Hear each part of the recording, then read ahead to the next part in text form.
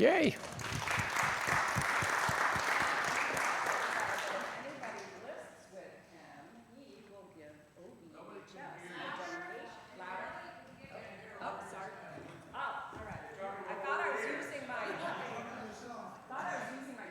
Here, you want?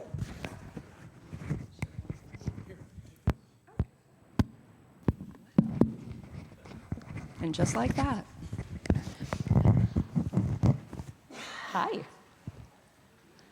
All right, I'll start over. Do you want me to start over? Just from the top. Okay. First of all, thank you to First Parish Federated Church for hosting us. This is a great space for our events. Thank you. Also, thank you to Kennebunk Savings Bank, who's been hosting this series for 25 years, which is amazing. And big shout out to Brandon Elsmore of Red Tree Realty, who just gave us a really big donation because he sold Mark and Ginny Alterio's house. And I said, hey, Brandon, if I get you this contract. And he came through. So he is extending that offer to all of you. Anybody who wants to list a house with him, if you mention OBHS, we get a kickback, which is wonderful. We also want to say a big thank you to Dufour, who hosted our wallpaper event night, which was a big success. And anyone else? Did I forget to thank anyone? I don't think so. All right, next on our agenda is we have our annual meeting on May 29th, which is going to be down at the Counting House Museum with La Madeleine, and they are going to be singing French songs, French-Canadian songs, and Madeleine will be sharing her stories of her heritage growing up there. So that will be really fun. Also, coming up, we have opening day for our brand new exhibit called French Presence, Land, Liberty, and Legacy. And that is a mostly from the community up exhibit.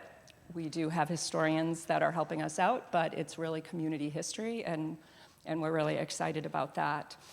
Also, on opening day, which is June 7th, we are having our treasures and trinkets sale. So we thought, get people there for the estate sale and push them into the museum, for opening day, get the numbers up, or vice versa. So that's going to be June 7th. If anybody has anything they would like to donate to our sale, we're going to have somebody at the museum every Saturday in May from 10 to 12, and you can just come drop your things off, and we'll give you a little form that says, thank you, 501c3. So we would appreciate any donations. All right, I think that's all we have, and we're really excited to have our partner Tad back, and I'm going to hand this over to Brad. Oh, you thought you were off the hook. No. So thanks for coming out tonight. We're trying to think back when he first spoke here, and it's about 30 years ago. And I had just started as I was young, I had hair. I did too. We went to dinner, we were saying, isn't it remarkable how little we've changed? So I had just started as a program coordinator, and we were thinking about doing a teacher's workshop the following summer with maybe an archaeology component. And then he spoke, and I thought he may be receptive to this, so I said, would you be interested if we brought you back and did a 2-day little archaeological dig where we found the Chadbourne site and spent years doing it, and it was enormous and crazy. So, anyway, 13 years later. I call it like Gilligan's Island, the 3-hour tour. So all of that is to say he's been a staple, popular, revered presenter for this organization ever since. We were trying to think, how many times has he spoken here? At least almost every year since then. Certainly I've got 25 anyway. Which is really just to say he needs no introduction, because Tad Baker here is among friends. So would you welcome. Thank you, Brad.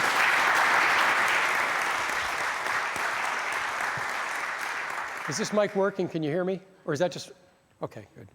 Yeah, I do feel like I'm sort of home when I'm at Old Berwick.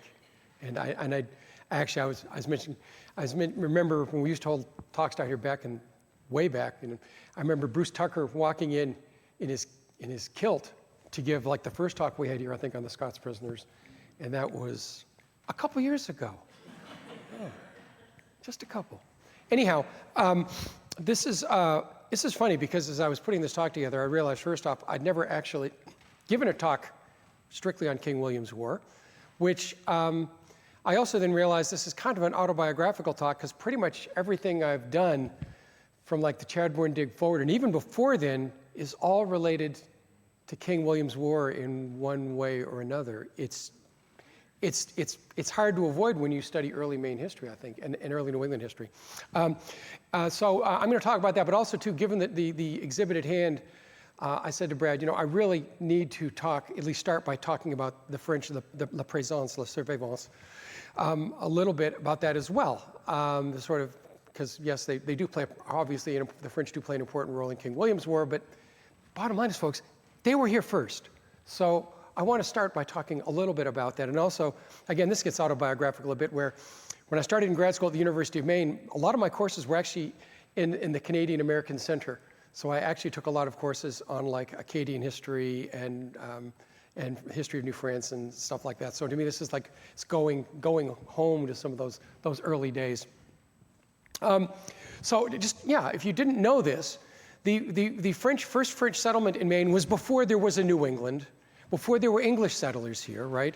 And St. Croix Island, established in 1604 by Sam de Champlain and the Sieur de Monts, and of course is still it's a jointly administered national park between the U.S. Park Service and Parks Canada. On an island in the boundary, and in fact, the American-Canadian boundary was established by the Treaty of Paris, and they didn't know where it was, but they said basically wherever Champlain was, that's the St. Croix River, and it actually took an early archaeological dig in the 1790s by their surveyors to find the site. And no, it never really looked like that. I think this is more like those real estate ads you see, where yours will look like this. This is no, it's not going to be a beautiful French village, unfortunately. They were there less than a year, and like many of these summer visitors to Maine, they find that the weather is far nicer than it is when on this windswept island, which actually did not have fresh water, and about half the people died of scurvy. So it wasn't the greatest experience, actually. And in fact, actually, after less than a year, they moved. In 1605, they start off here, St. Croix, and then they moved to Port Royal. And so this really you have the first European settlement in Maine and in Acadia, established by Champlain. And of course, subsequently, settlements will continue in Acadia. But in 1608, Champlain decides to go up the St. Lawrence, and at that point, he establishes Quebec. And the rest is kind of like literally history, right? So in fact, you can chart, Champlain sort of being the first settlement in New England and in Acadia, and in Quebec as well too. And of course, this is the map that he drew showing that region in 1612, which we've actually used in a number of our exhibits here at Old Berwick. So there is a long established tradition here before the word New England pops into John Smith's head when he draws his map in 1614. And of course, that Acadian presence really remains throughout the 17th century. When I was in grad school, actually, I was the field foreman when my advisor, the late Rick Faulkner, excavated Fort Pentagoet in Castine, Maine, and which was established as a French fortress in 1635. After they kicked out the English, the Plymouth colonists, right? And they stay there off and on. And again, there's give and take where the English come in the 1650s and 60s and take over. But there's this established fortress, which is really the southwestern bastion of Acadia in Castine, Maine, until 1674. And there's a number of good maps of it like this as well, too. And it was a really amazing dig that Rick did there to uncover it. Interesting thing, though, is the Catholic Church never forgot, because this was actually over the window here, or right here, over the gate to the fort, was where the first Catholic chapel was located in what's now Maine, in New England. And so today, actually, the property is the Catholic Church. Actually, there's a 19th century farmhouse that the church bought in the 20th century, and they still have it as a chapel. So even though maybe the historians may have forgotten where the fort was, and they hadn't. When the French reoccupied the fort from the English after the Treaty of Breda, and they finally exchanged it 3 years afterwards, 1670, the ensign for the fort is a fellow, Jean-Vincent d'Abbadie de Saint-Castin. And when, I keep on saying this would make a great movie. The fort is actually destroyed by a band of roving Dutch pirates who then start picking off English fishing vessels and trading vessels in the Gulf of Maine, get arrested for piracy down in Boston and tried, convicted. And at that point, it's 1675, so instead of getting the death sentence, they're sentenced to go fight for Massachusetts in King Philip's War. But the French, of course, had to scurry off into the woods. And Castine, though, decides to stick around. Oh, yeah, there I am. Back there, you want to see how big that cellar hole is. Actually, when I had lots of hair, Brad.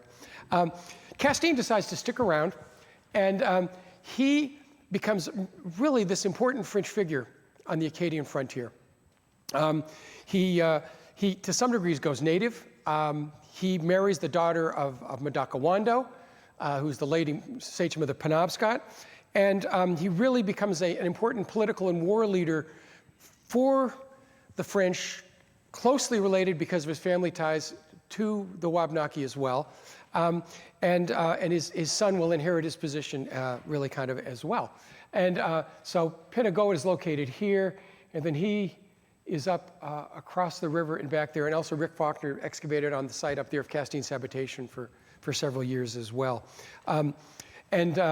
So, you know, and Castine, on some degrees, particularly on that part of the state, I think is almost like a larger-than-life character, right? And I think it's symbolic of really how the French people in Acadia, New France, had a much closer relationship with the Native Americans than the English settlers did. They were much better at missionary activities. They were willing to accept the native peoples a little more as who they were. It wasn't all lovey-dovey. And by the way, Castine was one of the few that actually married Native Americans. That was still frowned upon by French society and by the Catholic Church, frankly. They wanted them to be converted, but they didn't really want them to be marrying into the French. But still, compared to the English, they treated the Native Americans much more as equals, and I think that feeling was kind of reciprocated. But also it was of necessity, because New France and Acadia never had the kind of population of French folk that the English had. Here's the problem. England in the 17th century had way too many people, lots of paupers, lots of excess population they wanted to export. France wasn't the same way. 17th century France, French peasants probably had the best life of any peasants in Europe at the time. It was a pretty good life. And it was really hard to get people willing to go to New France, especially when they started hearing about people farming snow, right? So they really, to help kind of to maintain their sort of political military status, they really needed to work on those alliances. But also, too, New France was really founded on really as this idea of this missionary zeal, right? Of really, and from early on, the Jesuit priests in particular were there working to convert Native Americans to the Catholic faithful. So there is that sort of strong relationship.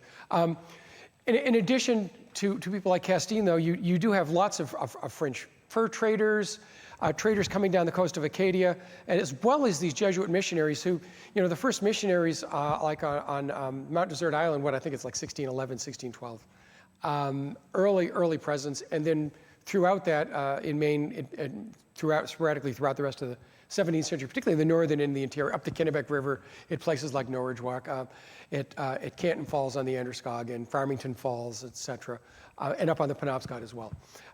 So up sort of in the interior.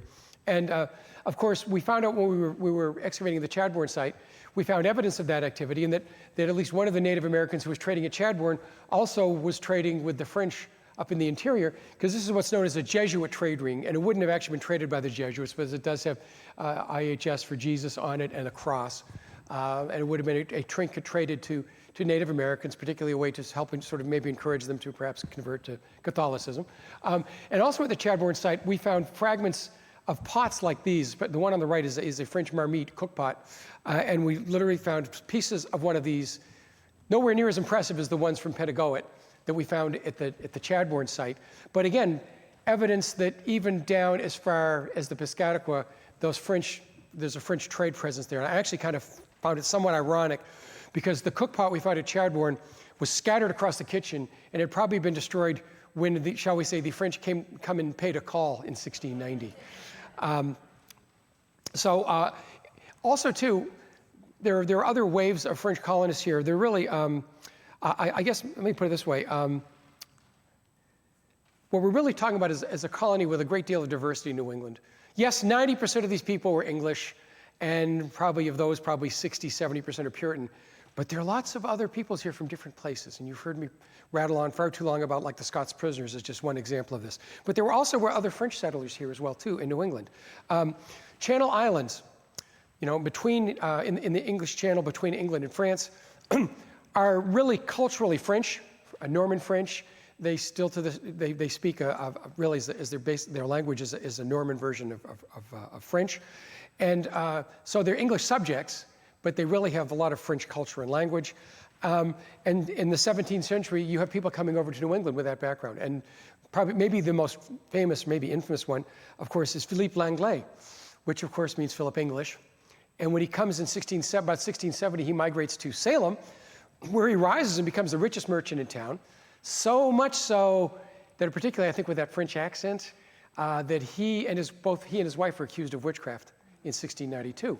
And this is his house, one of the finest mansions in Salem. It's no longer standing, but know exactly where it is. Maybe one of these days, you know, we can see if we could, because he would have a really good trash pit to dig, Brad. That'd be fun. This is a map of the Channel Islands, a couple of them, of Guernsey and Jersey, the two main ones. Obviously, you can tell it's a place where they did a lot of farming with a lot of cows, but beautiful farmland. Philip English was from Jersey, and also in the 1690s, we know two settlers from Jersey who settled in what's now South Berwick. Philippe Hubert and his brother Joseph. Now, and of course, they become Hubbards. So, and I was telling Brad that would be an interesting site to try to find too. And so you see these people, and again, you don't recognize the names always because the names get anglicized, right? Just frankly, some of them to be like the Scots. But there is that sort of presence there of the Channel Islanders who are there. And also, of course, French Huguenots, right? 1685, Louis XIV pulls this really boneheaded stunt by revoking the Edict of Nantes, which basically revokes the rights for Protestants to worship as they see fit.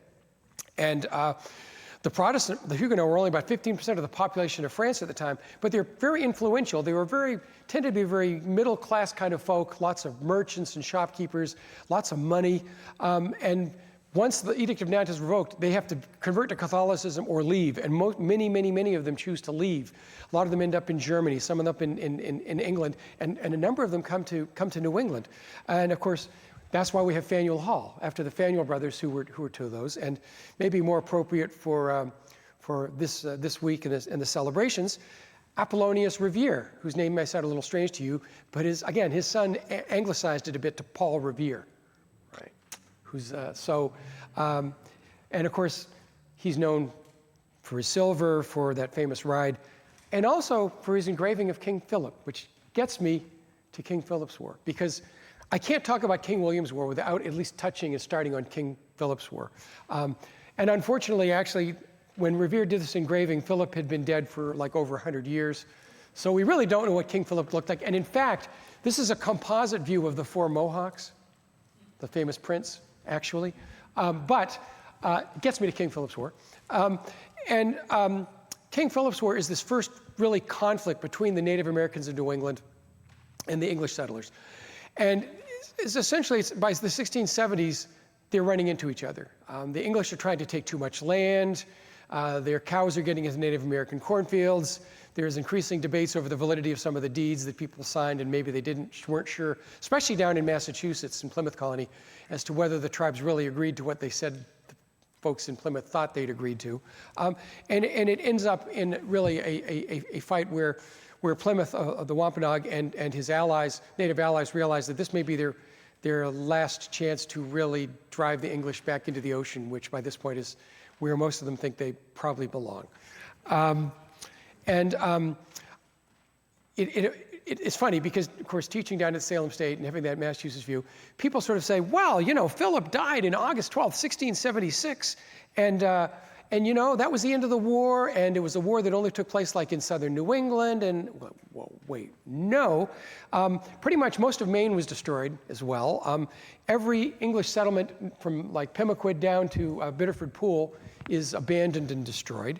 And by the way, we were right there. And then the war keeps on going in Maine until 1678, with more fighting, more treaties, just more misery. So, and I want to point out, in talking about both this war and King William's War, there are no real winners in either of these wars, any of these colonial wars. We're talking about Maine being, northern New England being kind of completely burnt over wreck, where you have English villages, Native American villages, English cornfields, English barns and cows slaughtered, Native American cornfields destroyed, war atrocities committed by all sides, at least things we would consider war atrocities today. There were no such things back then as innocent non-combatants, innocent women and children. Everyone was pretty much fair game. At the very least, to be taken prisoner. If you're a child or woman, we may be able to ransom you and get something for you, you see. And so I just think it's important to say that, because I'm going to be talking a lot about various, like, you know, a lot about Native American and French raids, and I don't mean to make them seem like the bad guys in this story at all. Absolutely not. They had very legitimate grievances with the English, and they had every right, I think, to try to defend their homeland and to, in many ways, to take it back. And again, in the end, unfortunately, it's everybody who kind of loses in these struggles, right? But King Philip's War is the first one in it, and if you read the histories, most of the published histories, they don't mention anything about the French. There's some interesting, though, if you read the documents, when I wrote my dissertation on King Philip's War in Maine, and when you read the documents, the English are always complaining, like, there's like 50 Frenchmen out in the woods and they're going to attack us, and they're writing to the governor, please send more help. And most of those are going like, yeah, they're just making it up, or they're just in a panic. There aren't any really French out there. And then Maine Historical Society bought this letter back just after I'd finished that dissertation, pretty much. And they said, the letter basically says, it's written, well, all right, try this. All right. Why are we frozen? I may have to do something really silly like crash this. I apologize. I'm just going to go into Task Manager, and I'm going to, well, if I probably close some of these other programs, I'll be in better shape, right? It's telling me I have way too many Microsoft Word open, I guess. Pardon me, I'm sorry. In Task, and I'm going to close that. We got nothing left but PowerPoint, and I'm hoping maybe it'll want to come right back on. I'm sorry about this. Let's try again. Let's try now and see. All right.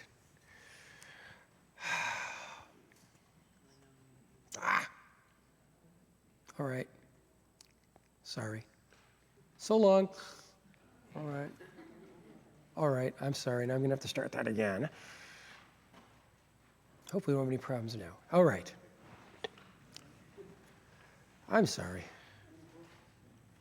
Technology is great when it works, right? All right. So anyhow, back to this letter. There's a letter written by Captain Joshua Scott, who's the commander of the Black Point Garrison, to the governor down in Boston. And in this case, it's not the usual, like, there's like hundreds of them out in the woods. The French are here. No, this literally talks about this guy who's taken prisoner by the Native Americans and then escapes, and he's hiding in the woods. And there's a bunch of Native Americans who are consulting within earshot of him, and as he's hiding from them. And they're also talking to a French officer. And he actually describes the guys, listen to this, also that there were 2 or 3 Frenchmen with them, one who leads being brave with a blue, black, and yellow ribbons on his knee, a hat buckled with a silver buckle, brave belt, etc., and heard him inquire in French by an Indian interpreter who spoke very good English of the captives. Whoa. So I'm pretty sure there was we know that the French, that the Native Americans of Maine were going to Quebec, going to Acadia to get supplies. But in this case, it seems like there probably would have been some sort of like maybe military advisors, shall I say? And I kind of think like the early days of the war in Vietnam when the American troops that were over there were advisors, right? And I don't think the French ever actually fought in this war, but they certainly, this is in preparation for when they become formally allies with the Wabanaki in that next war. And yes, of course, there was a major attack on Berwick in 1675, the Toziers and the Plaisteds, attack led by Hopehood, where several lives were lost up in what's now Berwick. The war finally does come to an end, as I say, in 1678, the Treaty of Casco. Technically, in Maine, while into the south, the Native Americans are basically almost destroyed, really, as a military force. In Maine, the Wabanaki win this war. Again, there's a lot of destruction, but they basically forced the English to agree to pay a tribute of every English family is going to pay a peck of corn annually, essentially as tribute to the fact that the Wabanaki owned the land. So that's pretty substantial deal that they got. Of course, the point is try to actually get them to do that and come through with that. So what happens is after this, though, is really the same. The problem has not been resolved of these groups in conflict with each other. And an uneasy peace prevails for the next 10 years.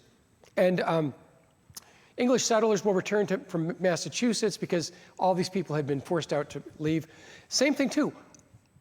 So many of the Native Americans, the Wabanaki, had been forced to take refuge up on the reserves in like places like Sillery and on the St. Lawrence or up into Acadia, and they will come back home as well too.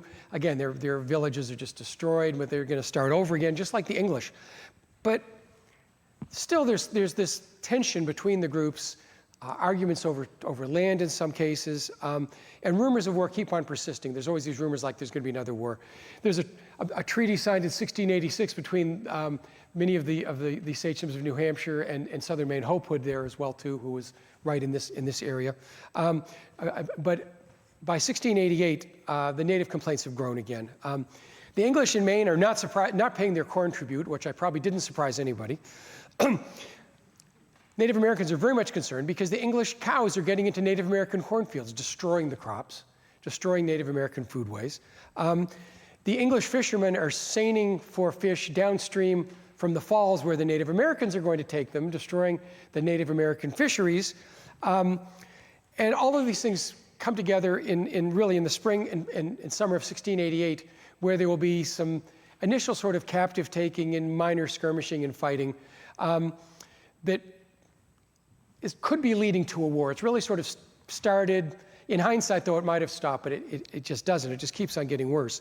And to top it all off, of course, that same year in September of 1688, the 9 Years' War begins in Europe. And the French then become formally allied with the Wabanaki, and that will lead to a really nasty war. The first attack down here, the early problems are up on the Saco and on the Kennebec. But in June of 1689, we have the first major sort of raid and attack in our neck of the woods, where the Kachiko raid, present-day Dover, of course. And the first man to die is Major Richard Waldron. And again, you have to understand King Philip's War to understand what's going on here, because Waldron had been, was a major in command of much of northern New England in King Philip's War. And there's this thing called Walden's treachery, where at the end of King Philip's War to the south, a lot of the Native American warriors wanted to keep on fighting, so they moved up into Maine and New Hampshire. And there they sort of, and in the meantime, the Native Americans of New Hampshire had been at peace. And so Waldron goes like, I know a way to flesh them out. We're going to have like a gathering, sort of a parlay, and we'll just sort of have a get together. And so the Wabanaki come, and then they also have all these other Native Americans with them who are combatants from the south. And Waldron takes them all captive, literally several, under flag of truce, takes 200 or 300 Native Americans captive, and ends up, some of them get shipped down to Boston where they're executed, and others are just shipped off into slavery down to the Caribbean. Native Americans didn't care much for that, Wabanaki, and they remembered when the next war started who was going to be the first victim. And that was going to be Major Waldron, and they basically, had Native American women camped out inside his compound that one night, and when everyone falls asleep, they go out, open the gates to the palisade, and in come the warriors, and they actually literally, tie Waldron up, and they literally start, I think it was maybe some shady trading practices with the Wabanaki too, because literally they do them, they take their swords and they literally start, or tomahawks, and they literally start crossing out their count with him on his chest. Not pretty, but frankly, Waldron really kind of deserved it, right? But that's the problem, is it was that kind of war. This is vicious warfare. This is not like what we think of today as sort of by these civilized rules of engagement, right? And again, both sides are kind of start playing by these rules. But the war at this point, with the Cochico raid, had really sort of begun in earnest. And again, it becomes part of this bigger war, the 9 Years' War, which is again part of a longer history of wars. But in particular, in the 9 Years' War, England, the Netherlands, and the Holy Roman Empire form a grand alliance to stop Louis XIV. Now, at this point, for several decades before this, Louis XIV has started his wars for empire. And he actually begins to have this sort of grand alliance formed against him. And it's a war, though, that is not just like a local European conflict, right? Because now Europe has the French and the British have all of these overseas possessions. So some people call this the First World War. You know, I've been tempted to sort of write a history of this as, like, you know, the tag would be, yes, like the world's first true world war, right? Because this war was fought throughout Europe. It was fought in North America from the extremes of Hudson's Bay and Newfoundland down through New York State. It's fought in the Caribbean. It's fought amongst English colonial possessions in places like India, between the English and the French colonies there, and on the high seas as well. So it really encompasses fighting took place over much of the world, right? And it lasts from 1688 to 1697. So increasingly, the French are drawn into this, of these after the Cochico attack.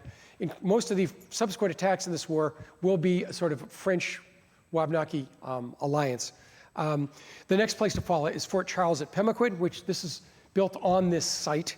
And in this case, it's a combined force in August 1689 between a local Jesuit priest, Father Thierry, and Saint Castin, and also Moxas leading a large band of the Penobscots. So again, the groups working together.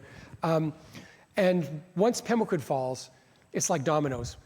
Everybody abandons all the English settlements down to what's now Portland, what was in Falmouth, within days, or within a week or so at most.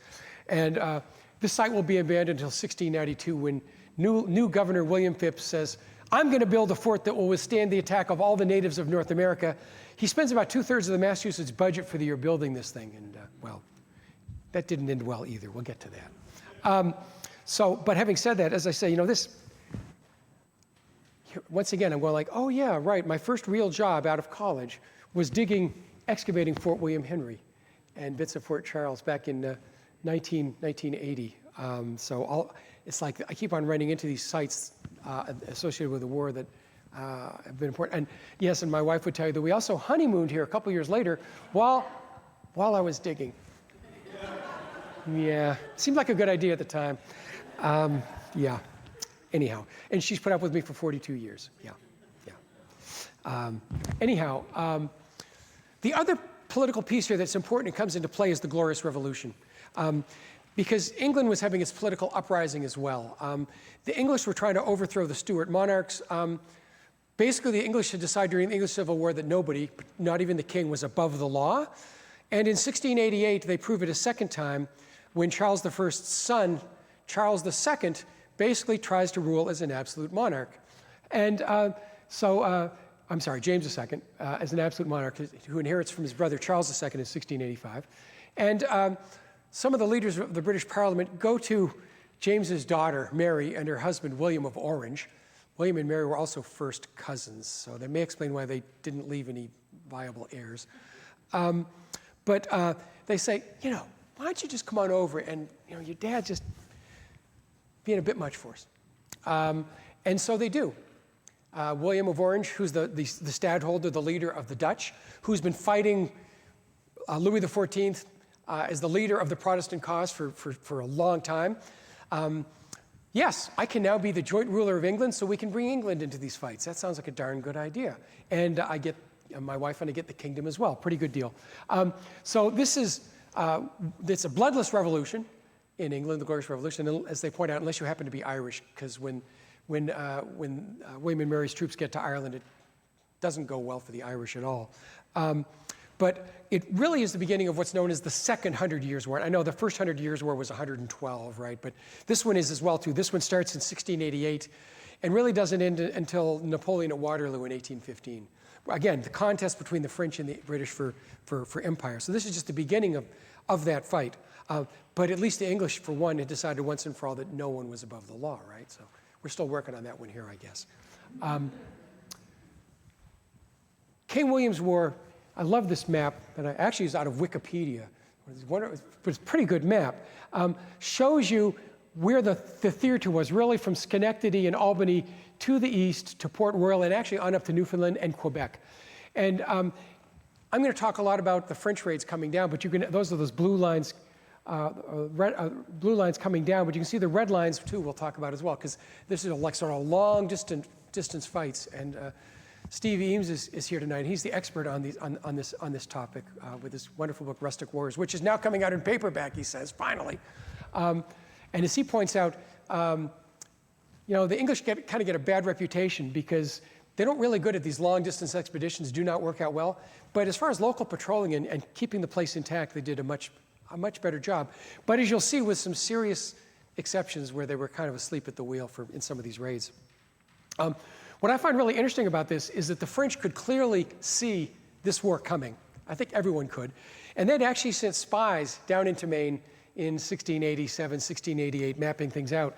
This is a map from the Archive de la Marine of the mouth of the Kennebec River, and drawn by Pasquin, the same map maker that drew that map of Pentagoet. And what I love about this one is it's got a key with some of the buildings on it and who lived there and stuff. And when you see the key, and this key actually was found by Rick Faulkner and Gretchen when they were doing research, after I'd actually started digging on this island here, Sagadahoc Island, where I was finding, gee, I think we got a fort here. And Rick's going like, yeah, you do. There's a compound there where the fishermen had a fish, it's described here. But the pieces I really like of this key to the map for Sac Deek, Sagadahoc, check this out here. And on the map, it shows the location of the house in present-day Phippsburg. Habitation d'un François qui habite in cette rivière depuis 18 ans, right? 28 ans, excuse me, who's lived here 28 years. Right? Now, I know his name. His name's Hosea Mallet, actually, or Maillet, right, would be. And because he's mentioned in one of the accounts of King Philip's War where the Native Americans threatened him in Hubbard's history. And so, yeah, the point is, again, there were French living there that in this case probably were like kind of really good sources of information when these French spies came down to get help on information about the area. And then also, too, the French are going like, well, whoops. Well, these fools, these fishermen have their fort right here on this really low spot of the island, and it really needs to be down here to command the mouth of the river, because in fact they list here Fort Proposé. This is where when the French take over, you see this is where they're going to build their fort. Yeah, which actually makes a heck of a lot more sense, because fishermen are not really good fort builders, I guess, in this sense. They're more interested in having a nice place close to the harbor, low to the ground, where they can fish and set up their fishing stages and flakes. Yeah, actually, I dug out there for 3 or 4 years as well on the site. And there's my dear late buddy, Bob Bradley, digging out there with me. This was a midden full of codfish heads we found. Well, you won't believe this, folks. We found the remains of an extinct version of species of cod, a Godesmorphus giant variant, that became extinct in the 17th century that was about my height, weighing over 100 pounds. That's a cod, huh?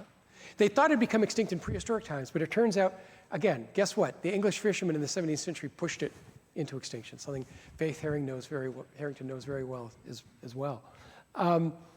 So the raids just keep on coming. And it's clear that what the French plan is like, they're going to gradually sort of attack the English settlements and drive the English further and hit the margins, and then also try to drive them right out of Maine and keep going further south.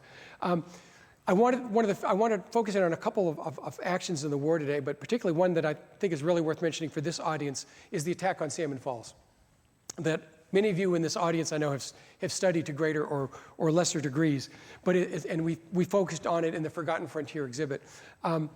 It really is an amazing story. It gives you an example of how these raids took place. But it's really this long-distance effort, and it's led by Joseph Francois Hertel de la Fresnière, who's not technically really a nobleman per se, but a member of the gentry of New France and also local militia leader. And he puts together a force of French militia as sort of the core for a long-distance raid. And they lead Trois-Rivières in January, late January 1690. They pick up Native American allies at St. Francis, present-day Odenak, and they pick up more allies in Maine, including when they start getting close, they pick up Hopewood. So they have local Native American guides who know where every house is, where every fort is, and know how to plan the attack on it. In all, Hertel has 52 men with him.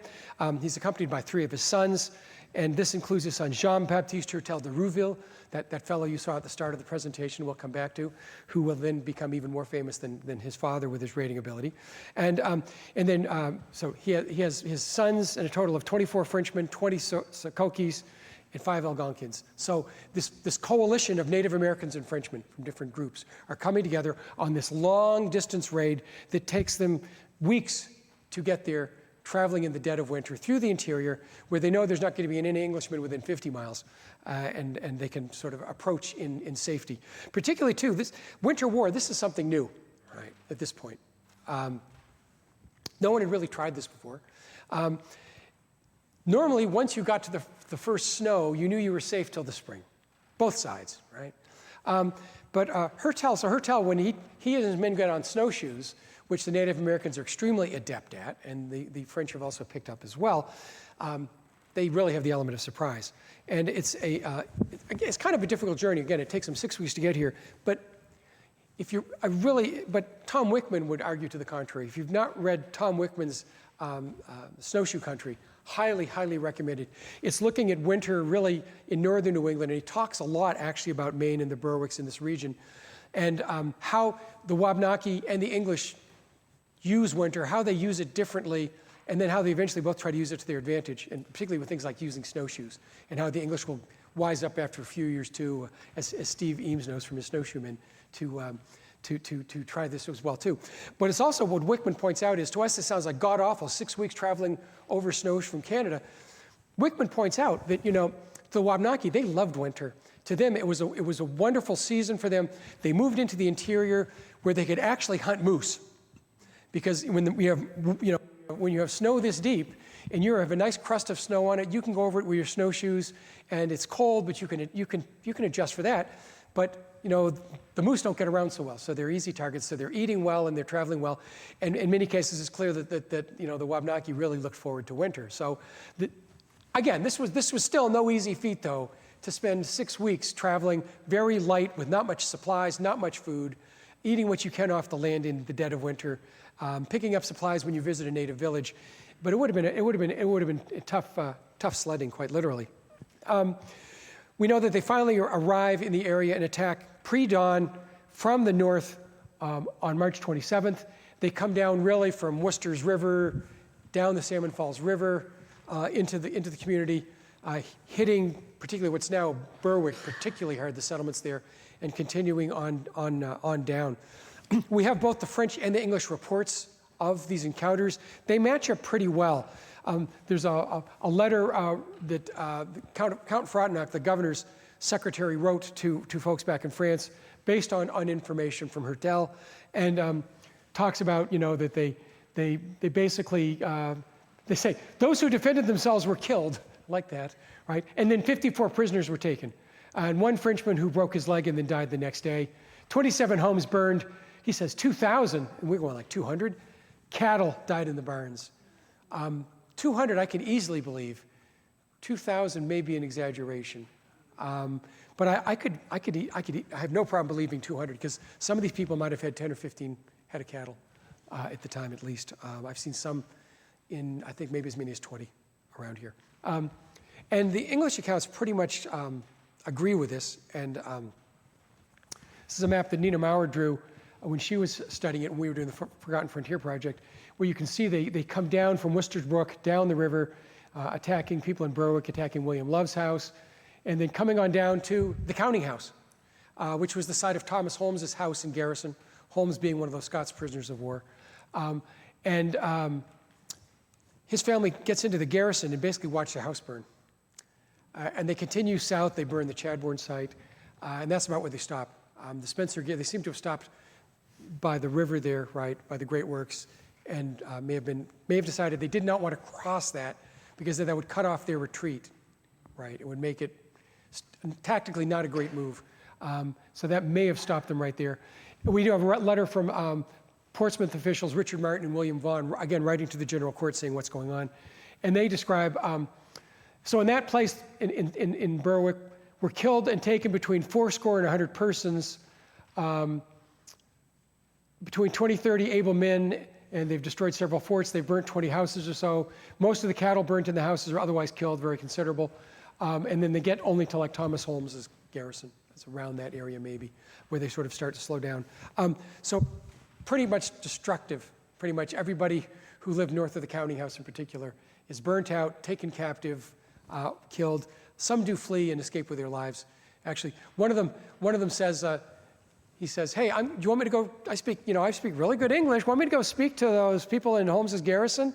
And they say, "Yeah, see if you can talk them out." He said, "Okay." And of course, he goes in there. It's like, "Yeah, right. I'm not coming out." Anyhow, these are quick hit-and-run raids. They know that the militia will sound their alarm quick. And again, as Steve would tell you, they're pretty good once they have to take the offensive and try to follow these raiders. And so they grab as many captives as they can, and they head back. Part of the group, mostly a lot of the Native Americans, will head back to Canada. Now, realize the taking of captives is something the Native Americans have always done traditionally. Often traditionally, particularly young children and women, hopefully once they live with you for a while, they may decide they want to become adopted into the tribe. Oftentimes, families might get a child to replace one that they'd lost, that had died young, as a new member of the family, right? But also, too, this was cash business. Because of the war, the Native Americans couldn't grow crops, couldn't leave their normal subsistence patterns. They are dependent on the French for supplies. And the French are not going to give them supplies. They have to pay for them. So captives are a way for the French to raise money, because they'll ransom somebody to the French, who will then ransom them back to the English and get them home. And that's how the French survived during these wars. The Native Americans survived during the wars. So they have this long, difficult march back. We know in some cases that some children died on this march. We know particularly Mehitable Goodwin and her husband James, they lose their infant son Thomas on the march north. They become separated once they do get to Canada. He's redeemed first. She, after 3 years in captivity, she converts to Catholicism and signs the book right here where she had become baptized as a Catholic. And it's 5 years before she's able to be ransomed and swapped back to be freed. So she doesn't get back till 1695. Fortunately, her husband is there waiting for her, she's actually still alive in 1740. We don't know when she died. We have her gravestone in Oldfields, but it doesn't have a date on it. Darndest thing. But we know that she was still alive in 1740. She and Thomas would have 5 more children, and Thomas would die in 1714 at the age of 57. And yes, one of the sons, Colonel Ichabod Goodwin, purchases Oldfields. That's where the Goodwins get established, at Oldfields. But as I was saying to Harlan before, I said, I really think all of these, I really think the Goodwins and everyone else right here would have had PTSD for the rest of their lives, And I really think, when he went out to hunt, he probably reminded her, "Now, Hetty, I'm going hunting, okay? If you hear 1 gun shot, deer for dinner. You hear 2 shots, run like hell to the garrison," right? And in fact, of course, their house becomes one of the garrisons. So she probably didn't have far to run normally.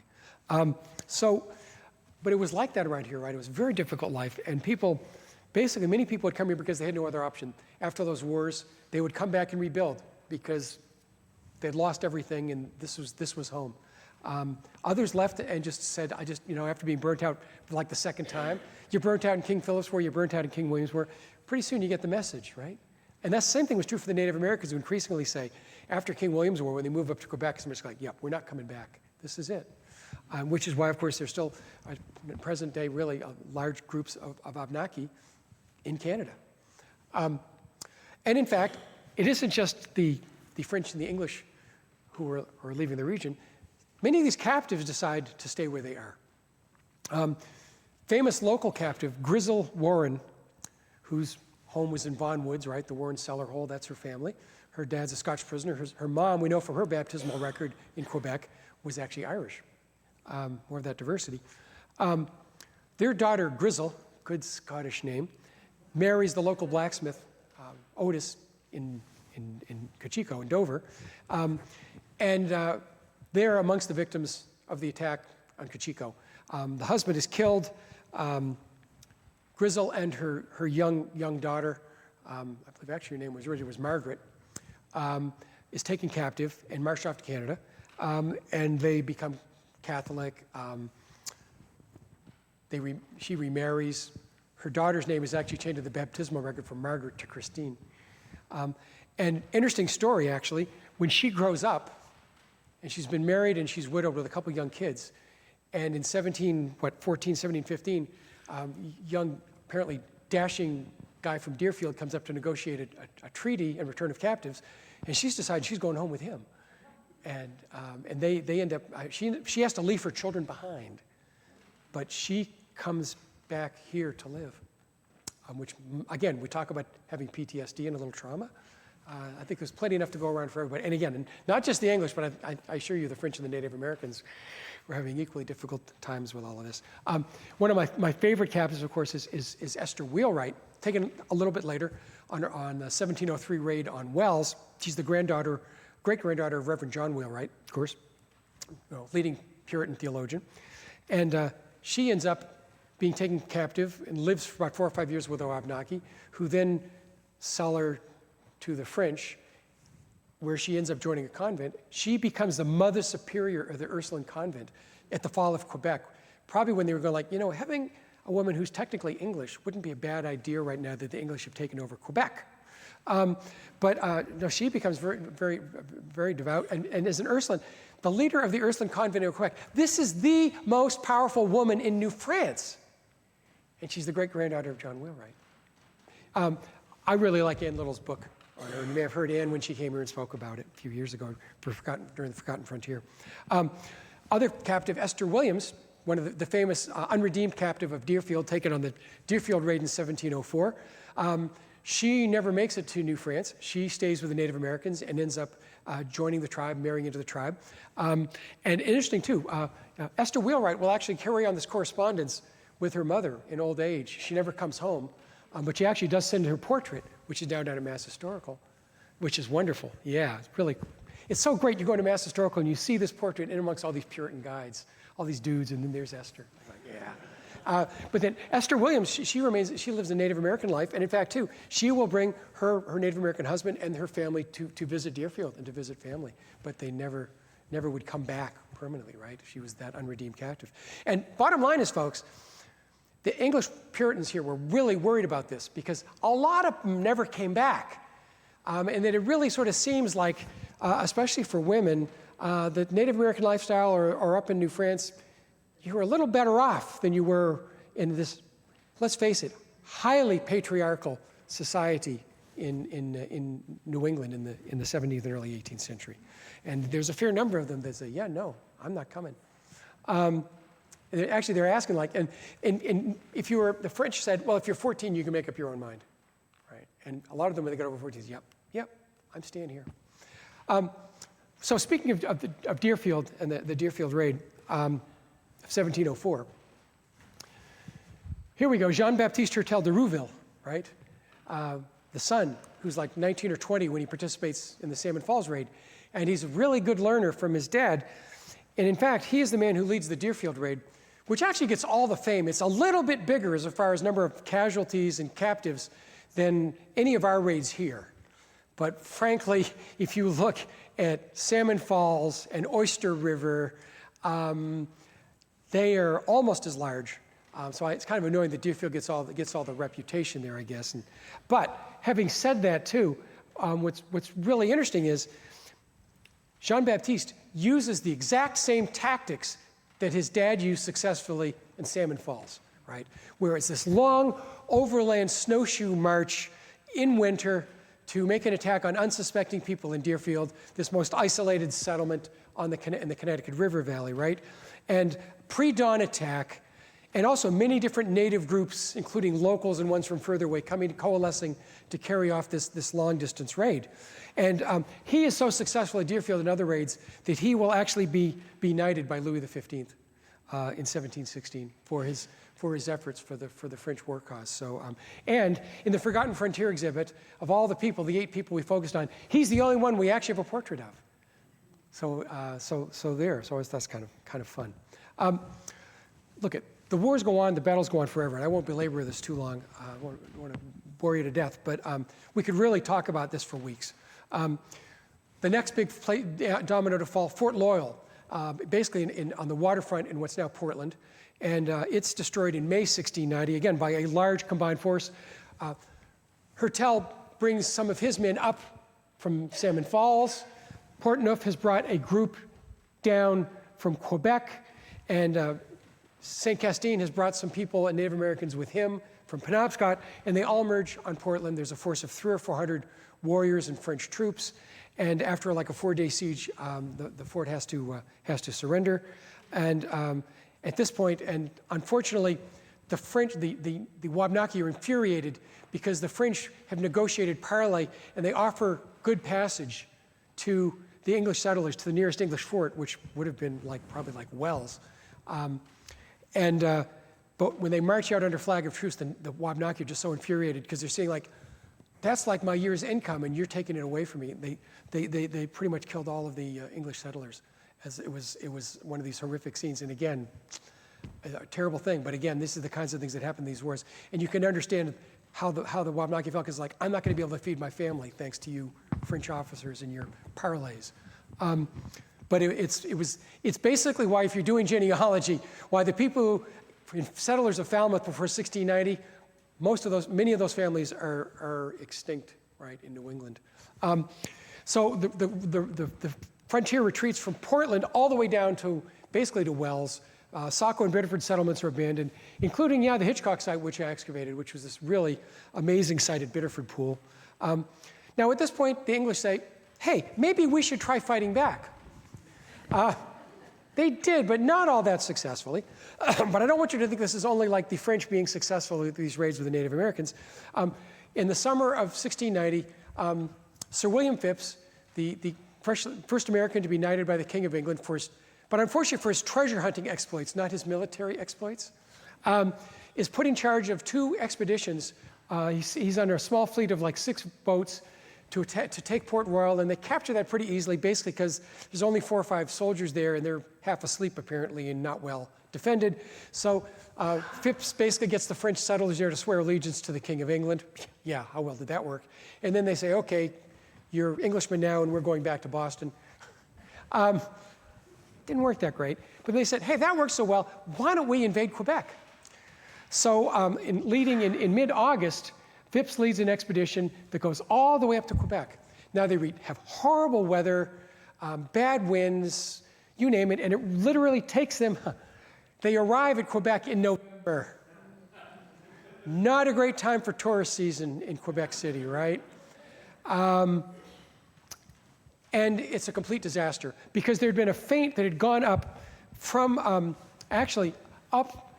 the Hudson, up to Montreal, that was going to try to draw Governor Frontenac out of Quebec to Montreal. And the front fizzles, and he actually gets to Quebec 3 days before Phipps arrives. You think God, if it only had favorable winds, because Quebec, if you haven't been there, wonderful city, and you look at this, I can't imagine trying to attack this place, right? It was like an impregnable fortress, right? And even just getting into Lower Town is one thing, but then try to get up to the Citadel, no thanks. So Phipps is a disaster, and it's this huge effort, 34 ships, 2,300 men, and not many die in the fighting because all they can do is fire their cannons off ineffectively, pretty much. But they have several hundred die of smallpox, at least, on the way home. Some of the bodies freezing, frozen bodies stacked like cordwood, they talk about, people dying like sheep. And then when they get there, they spread the smallpox all throughout Boston and Massachusetts. It's just not good. And on the way back, 4 ships are lost. It's like this huge financial crisis for the colony as well. Now, all right, get to it. Because Massachusetts goes deeply into debt to finance this expedition. Considered by many to be the worst naval disaster in American history, prior to Paul Revere and the gang's attempt to force the British out of the Penobscot and Castine in the Revolution, when, by the way, Revere's court-martialed, not convicted. And then those both kind of were like maybe 1 or 2 on the list before this thing called Pearl Harbor, right? So this is like huge disaster. Massachusetts is so broke they have to issue paper money, which is backed by nothing. And inflation just, it's not good at all. 4 ships lost. One of them, the Elizabeth and Mary, Parks Canada found in 1994 and excavated. And they invited me up. I didn't get up there. I didn't know how to dive, but I'd love to have been up there anyhow. But I did help analyze the artifacts. And really an amazing assemblage basically they found a boat occupied by the Dorchester Militia Company in only about 10 feet of water. No bodies. They were long gone and floated down the river. But a lot of their guns, ammo, and kit from the company. And I think it's maybe one of the most amazing archaeological sites in Massachusetts history. But very few people realize it because, it's in Quebec. Anyhow, Phips's failure is one of the central events in French, Canadian, and indeed Canadian history, right? Because Phipps is kind of like the Lord Cornwallis, right, of Canada, because he lost, so he's not that bad a guy because he lost, even though he invaded us, okay? Phipps is, I was researching the book on Phipps, I got so much attention from the Canadian media, right? Because it's kind of almost like this Bunker Hill moment in some ways. Quote, Phipps's failure means la survivance, means that the French culture will survive and French language will survive in Quebec, right? This is the big threat to it. And also, too, it's one of these moments like, that at Bunker Hill, don't fire till you see the whites of their eyes, right? Same sort of thing happens in Quebec. Phipps, arrogantly with his fleet, he sends one of his lieutenants ashore to basically demand the surrender from the Count de Frontenac, who's basically sitting in this impregnable fortress. And he says, okay, I'll give you an hour to think about it, then you give me your answer. And he comes back an hour later and he says, come, sir, what's your answer, And he says, non, je ne point de la réponse d'affaire de votre genre comme la pousse de la canyon and des mousquets. Yeah, I'm just going to answer you with the mouths of my muskets and my cannons. That's the answer you're going to get from me, fella. And this is a very famous par les bouches de mes canons et des mousquets. It's right up there with don't fire to see the whites of their eyes in Canada to this day, right? Come to think of it, it may be very popular up there right now. The other fellow who's making occasional raids up there is Colonel Benjamin Church, who was one of the great English heroes of King Philip's War, one of the fellows who begins to understand how to fight frontier warfare, to fight like his Native American. He lives down in Little Compton, Rhode Island. What's now Rhode Island was in Massachusetts, and is friends with the Native Americans, understands how they fight, and becomes a very successful military leader in that war. And they haul him out of retirement when he's getting up into his 60s at this point. But he still manages to make 4 expeditions up into Maine. I think it's on the last one, they're carrying him around the woods of Acadia in a sedan chair, because he's gotten a little old for the game. Happens to us all. But he is actually there in 1689 where there's a pitched battle in Deering Oaks Park to defend Falmouth or Portland. And every time I drive by there or walk through Deering Oaks, I just think, can you imagine, that's the defensive perimeter around Falmouth. In 1690, he goes up the Androscoggin River, again, destroying Native American villages, destroying Native American cornfields, killing Native Americans, including innocent non-combatants, taking others prisoner. Same thing in 1692, goes up the Penobscot, up the Kennebec, and I think it's actually 1692 raid, maybe the one where he actually visits St. Casten's house and flattens that as well, too. And in Acadia, 1696 makes a raid up in Acadia as well, too, and at present-day New Brunswick and actually parts of Nova Scotia as well. there are these constant give and take in these battles all the time. One of my favorite pieces of the story is the York Raid, 1692. It's a picture that Ken Hamilton stopped by my house with a couple of pair of old Wabanaki snowshoes on the day of the York Raid and said, "Hey, Tad, Snowshoe Rock is in my front yard, kind of across the street from my house," and said, let's go take a picture up there. This is where the raid starts on York in 1692. About 100 are killed or taken captive on that raid. Most of the town on the north side of the river is destroyed. Again, a few years ago, I worked with independent archaeological consulting when they excavated the Preble garrison on York Street before subdivision went in. The English did a pretty good job of garrisoning themselves when they had to and protecting themselves. And here you see inside the compound from 1692 where we end up with about 10 different cellar holes, fortified palisade lines here and here and here, and then a later palisade over there. And in the end, there's about 140 feet on one side of this palisaded compound with about 11 buildings in it, and extended out under what's now York Street. This was a major depot. And we know in 1692, after the raid, over 100 people are huddled in here defending themselves. So this, when we talk about a garrison, you might have just been a little house, the local neighborhood place to retreat, or maybe something like this, right? Pretty strong. Now, the thing about the York Raid that fascinates me is it really triggers the Salem witch trials in some ways. January 1692 is when the afflictions start in Salem Village, and it's the same day that Boston and Salem hear the news of the events in York, this safe shire town on the coast where the minister has been killed in the raid, Shubael Dummer, the first English minister to be killed in the wars against Native Americans. This is an ominous, everything is a sign of God's pleasure or displeasure to the Puritans. God's angry with the Puritans, right?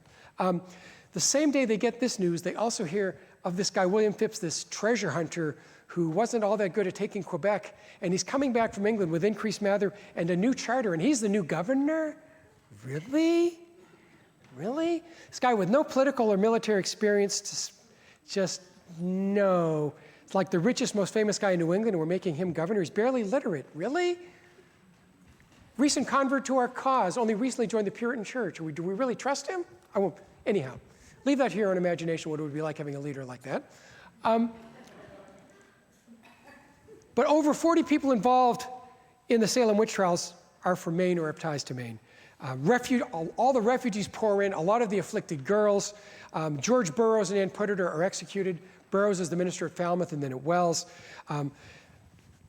Mary Toothaker, a resident in Billerica, says that Satan promised to protect her and her son from the Native Americans. Her son was a wounded war veteran, and they're living on the frontier. Her house is actually attacked while she's in prison in Salem, and everyone in the neighborhood's killed. And the judges are all Maine property owners. Most of them are Maine property owners owning sawmills, which have been destroyed, including Judge Sewell's one right up located here in Berwick, which is probably at the time about $1 million loss. So these judges are hanging judges. And I could go on, but all these factors are not a coincidence. I will give you one example of, Mercy Short, taken captive on the Salmon Falls raid in 1690, is redeemed by Phipps in Quebec. She comes back and she's lost her family. Most of them have been killed off on the raid.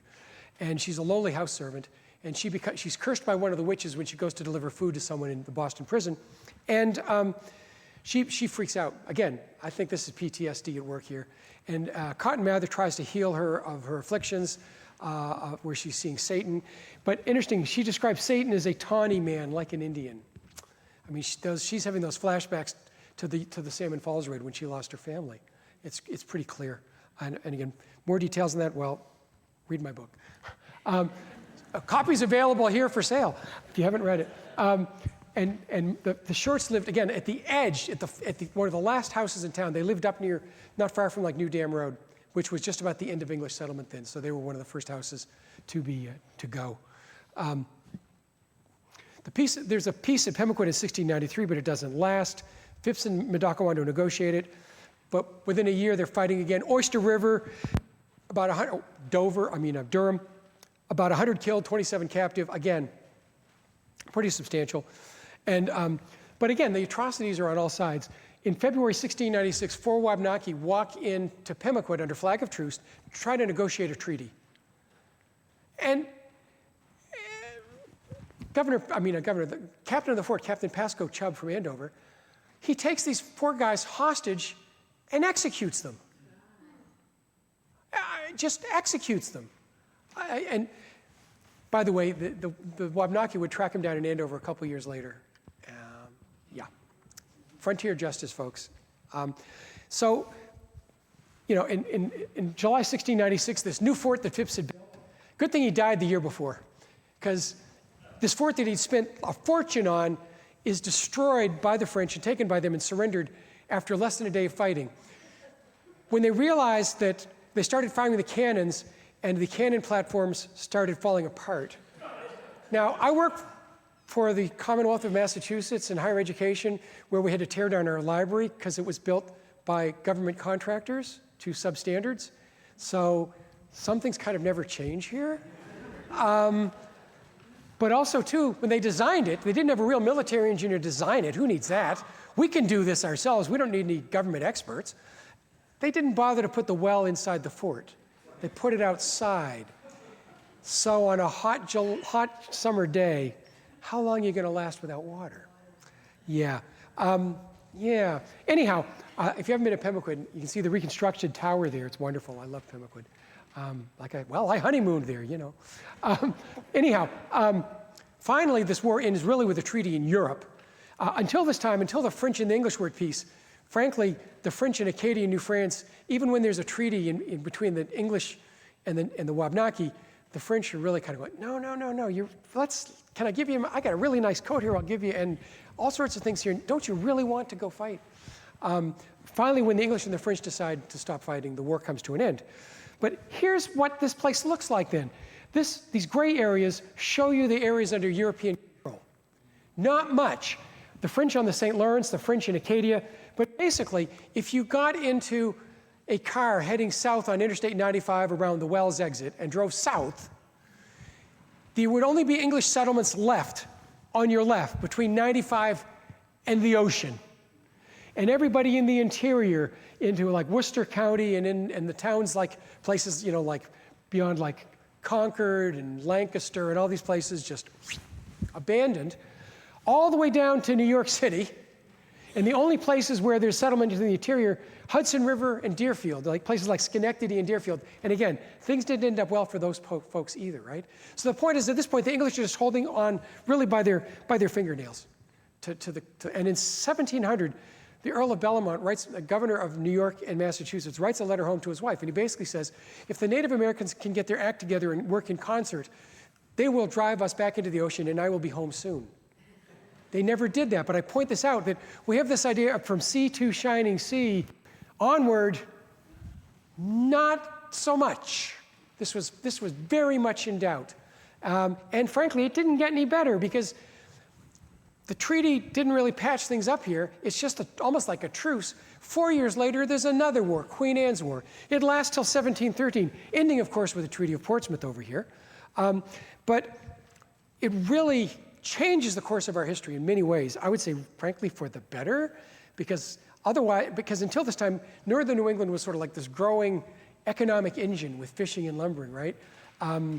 Instead, it sort of completely stops our development here for decades and decades and decades, when no one feels safe to come here.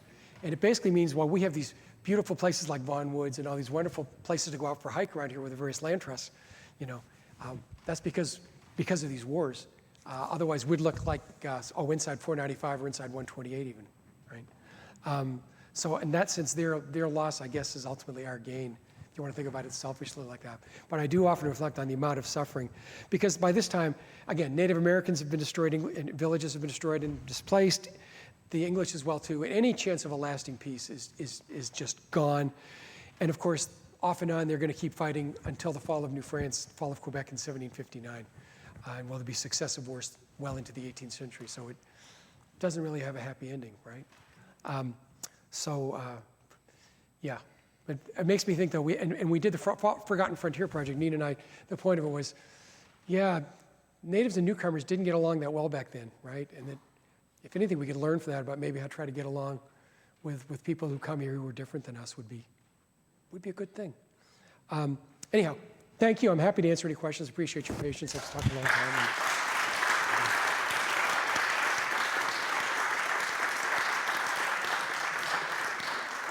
And if people want to get up and stretch or leave, that's fine, but I'm also happy to answer questions. Three quick points.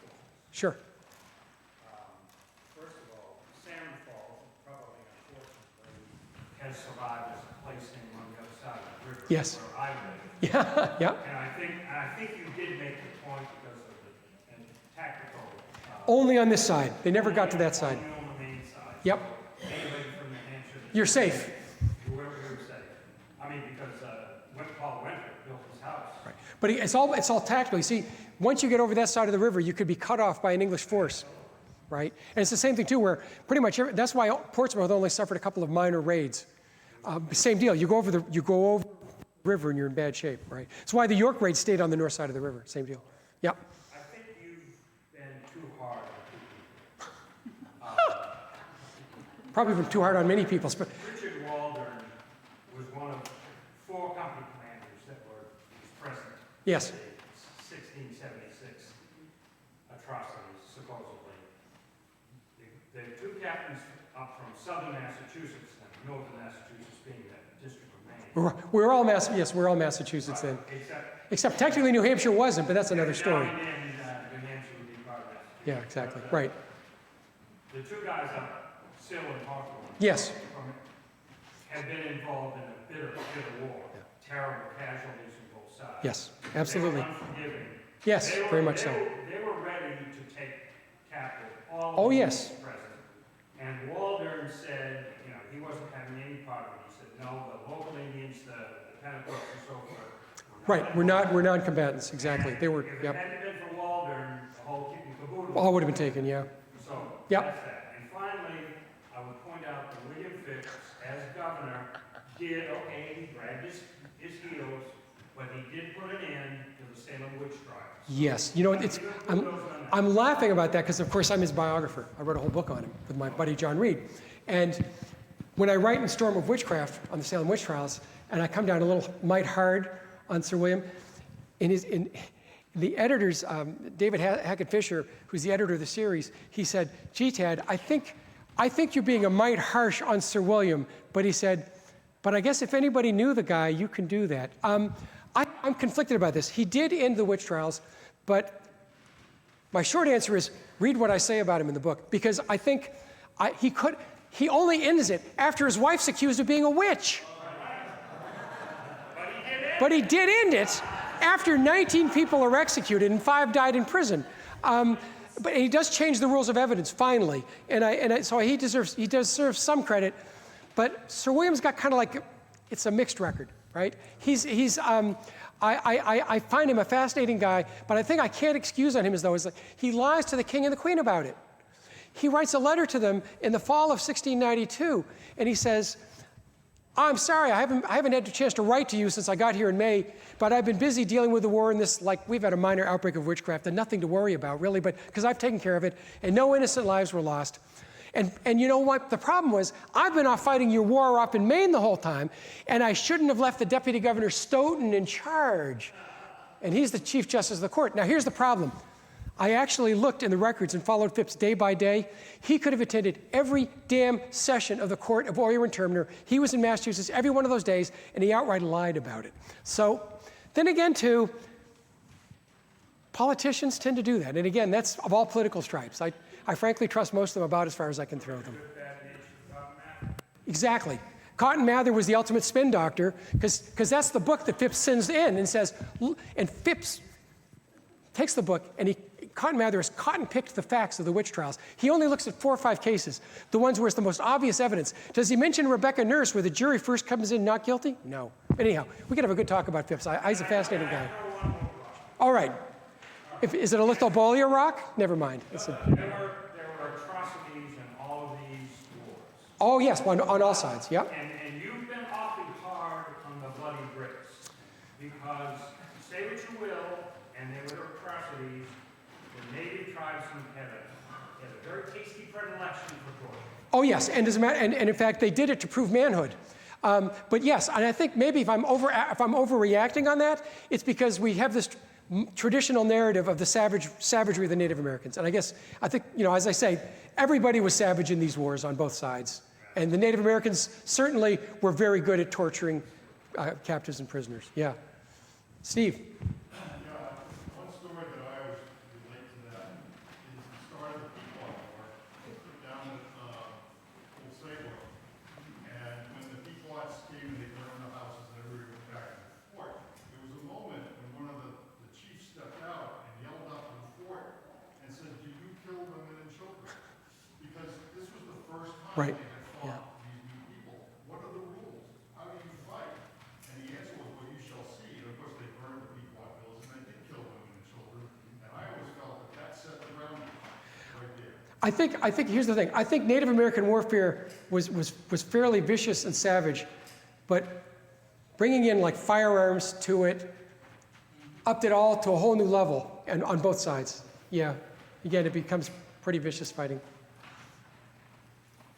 Yeah. I found it interesting, the bit that you said about the natives taking women and children and raising children as part of the tribe. I've listened to a couple podcasts where this guy talks about his own research. It doesn't matter. I'm curious if you've heard this, but the idea that America at that time was like largely it was a bunch of plantations, and so you'd be like a low caste Englishman, you'd be in a pub, or you'd be an Irishman, and you just get the snot beat out of you by some like naval guys, and then they'd be like, "Yeah, you're going on a boat." And then you get to The 17th century equivalent of being shanghaied. Yeah. you get to America, you're basically a slave, and you decide, like, instead of getting the crap kicked out of me by this hierarchical English society that I'm never going to rise through, I'll just walk off into the woods and go native. Yeah,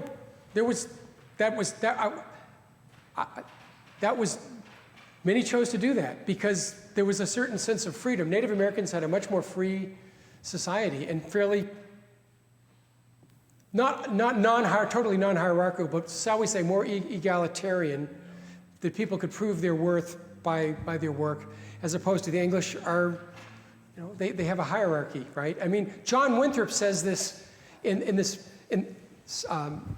City of the Hill sermon, Model of Christian Charity, right? Where the famous one where he talks about, we shall be as a city upon a hill, and the eyes of the world are upon us. There's also this line, and he says, basically some must be eminent and mighty, others mean and in subjection, right?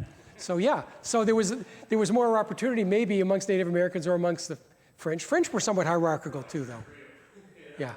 I kind of look at that now, and you extrapolate out, well, how did that conflict of different civilizations pan out? And, it seems like the natives never took a racialized approach to the conflict. In fact, they fought amongst themselves throughout it, whereas the English maintained more of a unified hierarchical structure of civilization and became ultimately white. And then also we're able to racialize the other, and then we see how that worked out for that egalitarian tribal, Ultimately, yeah. Good point. Yep.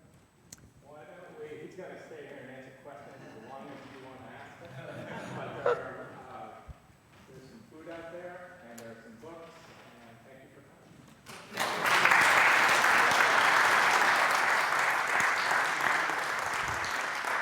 You missed the most important thing about William Phipps.